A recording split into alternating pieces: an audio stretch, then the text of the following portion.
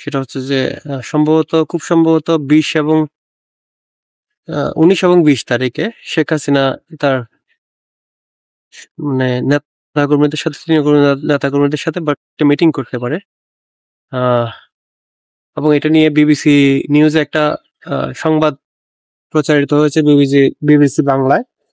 সেখানে বলা হয়েছে তিনি হয়তো ভার্চুয়ালি কোন মাধ্যমে এখনো পর্যন্ত এই ইয়াটি করবে, লাইভটি করবে বা তৃণমূলের সাথে যোগাযোগ করবে, ভার্চুয়াল মিটিং করবে, সেটা এখনো হয় নাই। বাট এটা অনেকটা বিভিন্ন জায়গা থেকে শোনা যাচ্ছে যে এটা হয়তো বা ভার্চুয়াল সমাবেশের মতোই হবে। হয়তো এটা ফেসবুক, ইউটিউব লাইভও হতে পারে।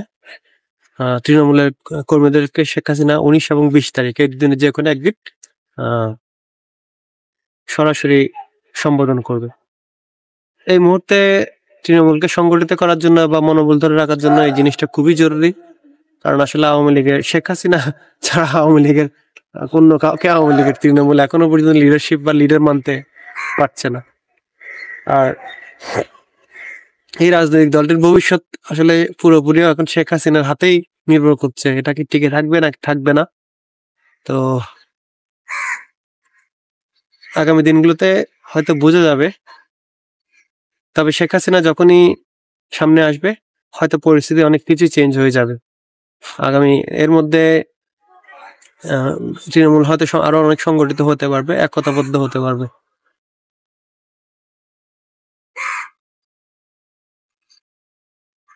আওয়ামী লীগে এই মুহূর্তে শেখ হাসিনার কোনো বিকল্প নাই। আসলে দেখা যাক কি শেখ হাসিনার বিকল্প খুঁজতে গেলে যে কোনো মুহূর্তে আওয়ামী লীগ দলটাই ভেঙে যেতে পারে। সেটা আওয়ামী লীগও ভালো করে জানে এবং বিরোধী দলগুলো ভালো করে জানে। শেখ হাসিনাকে যদি কোনোভাবে নিশ্চিহ্ন করা যায় তাহলে আওয়ামী লীগকে নিয়ে আর টেনশনই করতে হবে না। যেহেতু শেখ হাসিনা এই মুহূর্তে বেঁচে গেছে, সে কারণেই এই বৈষম্য বিরোধী ছাত্র আন্দোলন, ছাত্র শিবির, বিএনপি এদের মাথা ব্যথার কারণ থেকে গেছে। শেখ হাসিনা যদি মারা যেত বা ওই দিন যদি কোনোভাবে শেখ হাসিনাকে কু করে হত্যা করা যেত তাহলে আজকের এই পরিস্থিতিটা দাঁড়াতো না। কিন্তু দেখা যাচ্ছে কি শেখ হাসিনা কোনো না কোনো ভাবে পূর্বের 75-এর ওই পুনরাবৃত্তি হয়তো হয়নি বা সেনাবাহিনী হতে দেয়নি। এখনো ভিতরের অনেক বিষয় আসলে আমরা জানিও না। তো যেটা মনে হচ্ছে যে শেখ হাসিনাকে সেদিন সেনাবাহিনী এসকর্ট করে ভারতে পাঠিয়ে দিয়েছে। এটাকে আসলে পালিয়ে যাওয়া না বলে এসকর্ট করা হয়েছিল। না হলে সেদিন শেখ হাসিনাকে মেরে ফেলার প্ল্যান ছিল। এটা 75-এর পুনরাবৃত্তি হওয়ার কথা ছিল, কিন্তু এবার আওয়ামী লীগ আগের মতো পূর্বের ভুল করেনি। যতদূর ভিতরের থেকে আওয়ামী লীগ নেতাদের সিনিয়র পর্যায়ের নেতা থেকে জানা যায় শেখ হাসিনা 4 তারিখে পদত্যাগ করে টুঙ্গিপাড়া চলে যেতে চেয়েছিলেন, কিন্তু সিদ্ধান্তহীনতা এবং দলের বিভিন্ন কারণে বা অনেকগুলো পিছুটান সামনে পিছন চিন্তা করতে করতে আসলে হয়ে ওঠেনি। 15 তারিখ 6 তারিখের যে ডাকা ছিল মার্চটা 15 তারিখ 5 তারিখ আগিয়ে আনা হয়েছে। সব মিলিয়ে খুব সিদ্ধান্ত নেওয়ার সময় হয়তো উনি পাননি। ওনাকে স্কট করে সেনাবাহিনী ইন্ডিয়ায় পাঠিয়ে দিয়েছে। এরপরে আবার উনি হয়তো উনি সেনাবাহিনী এবং সারা দেশে বিভিন্ন আরো অনেক গুজব ছড়িয়েছে যে উনি পদত্যাগ করেছে, এটা করেছে, পালিয়ে গেছে। বাট সত্যি কথা বলতে কি উনি পদত্যাগও করেনি, পালিয়েও যাননি। ওনাকে সেনাবাহিনী স্কট করে ইন্ডিয়া নিরাপদে পৌঁছে দিয়ে এসেছে। এর মধ্যে গতকালকে একটা নিউজ আসলে আসছে বিভিন্ন জায়গায়, ইন্ডিয়ান ভারতীয় মিডিয়াগুলোতে, যে শেখ হাসিনার ভিসার মেয়াদ বাড়ানো হয়েছে। আসলে ভিসার মেয়াদ বাড়ানো না বাড়ানোতে কিছু যায় আসে না। শেখ হাসিনাকে ওখানকার ট্রাভেল পাস দেওয়া হয়েছে। শেখ হাসিনা তো কূটনৈতিক পাসপোর্ট আগে বাতিল করা হয়েছে। সো শেখ হাসিনার সফরের 45 দিন পরে শেখ হাসিনার পূর্বের ভিসা বাতিল হয়ে গেছে। এখন উনি যে স্ট্যাটাস আসে সম্ভবত ট্রাভেল পাস দেওয়া হয়েছে, উনি ওখানকার ট্রাভেল পাস নিয়েই ভারতে অবস্থান করছে। সো সেখানে আর ওনাকে ভিসা বর্ধিত করা, ভিসা কমানো এরকম কোনো বিষয় আর সামনে থাকে না।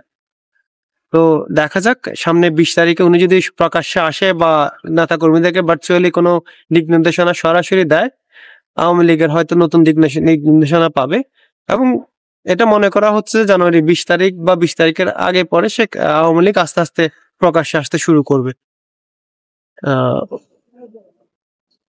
এর মধ্যে আরো কয়েকটা নিউজ হচ্ছে যে সম্ভবত আওয়ামী লীগ তাদের নতুন নেতৃত্ব খুঁজছে। বিভিন্ন জায়গা থেকে নিউজ পাওয়া যাচ্ছে। খুব সম্ভবত ওনাদের বিবেচনায় শিরিন শারমিন সুলতানা, তারপরে সাবের হোসেন চৌধুরী, মাশরাফি বিন মর্তুজা এবং আরো কয়েকজন ক্লিন ইমেজের নেতাকে তারা আপাতত বিবেচনায় রেখেছে। এর মধ্যে সেলিনা হায়াৎ আইবির নামটাও এসেছে। বিপুল টকের একটা ইউটিউব চ্যানেলে সাংবাদিক সাইফুর রহমান একটা বিবৃতি দিয়েছেন। বিবৃতি বা ওই সাক্ষাৎকার ইয়াতে একটা জিনিস খুবই সেটা হচ্ছে আইবি রহমানের ব্যাপারে যদিও আওয়ামী লীগ বা শেখ হাসিনা কিছুটা ইতিবাচক, কিন্তু আওয়ামী লীগের ওই সেই স্ট্রাগলিং অংশ যারা আওয়ামী লীগকে সবসময় খাদের কিনারা থেকে তুলে আনছে, যারা আওয়ামী লীগের জন্য যে কোনো অপরাধ করতে প্রস্তুত, আওয়ামী লীগের অস্তিত্বের প্রশ্নে যারা আপোষহীন, এই অংশ আইবি রহমানকে কখনোই পছন্দ করে না, কারণ আইবি রহমান এই অংশটাকে কখনো ওন করে না। সেলিনা হায়াৎ আইবি ওই অংশটাকে কখনোই পছন্দ করে না, কারণ ওই অংশটাকে ওন না করলে তো আর আওয়ামী লীগকে অস্তিত্ব দেওয়া হয় না। ওই সেলিনা হায়াৎ আইবি সবসময় ওই সুশীলদের একটা অংশ হিসেবে থেকে যায়, কিন্তু আওয়ামী লীগের ওই স্ট্রাগলিং অংশটাকে আওয়ামী লীগ কখনোই অস্বীকার করতে পারে না।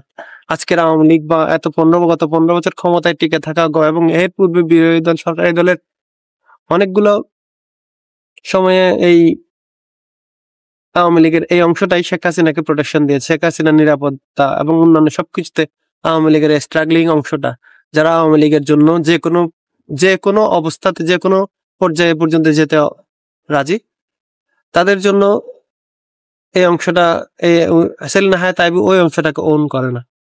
সে কারণে হয়তো সেলিনা হায়াৎ আইবি আপাতত বিবেচনায় থাকলেও থাকছে না। আবার খুব সম্ভবত আব্দুল হামিদকে অভিভাবক হিসেবে রেখে একটা আহ্বায়ক কমিটি দেশে হতে পারে। শেখ হাসিনা আপাতত প্রেসিডেন্ট থেকে যাবে এবং ভবিষ্যতে হয়তো শেখ পরিবারের একটা অংশ ডিরেক্টলি বা ইনডিরেক্টলি ওই আহ্বায়ক কমিটিকে দিক নির্দেশনা যেভাবে দিবে সেভাবে আওয়ামী লীগ চলতে পারে। তবে আমি অধীর আগ্রহে অপেক্ষা করছি যে 19 এবং 20 তারিখ যদি শেখ হাসিনা প্রকাশ্যে বা অপ্রকাশ্যে যে কোনো ভাবে হোক ভার্চুয়াল মিটিং এ তার নেতা কর্মীদেরকে কি নির্দেশনা দেয়, সেদিন আসলে কি ঘটনা হয়েছিল, বা এটা তো সরাসরি ওনারা আসলে ভিতরের বিষয় সবকিছু শেয়ার করবে না, বাট উনি হয়তো বা কিছু জিনিস বললে দেখা যাবে কি সামনে আওয়ামী লীগ একটু গোছায় উঠতে পারবে, বা তাদের তৃণমূল নেতৃত্ব, তৃণমূলের নেতা কর্মীরা হয়তো কিছুটা দিক নির্দেশনা পাবে। ধন্যবাদ সকলকে। আসসালামু আলাইকুম।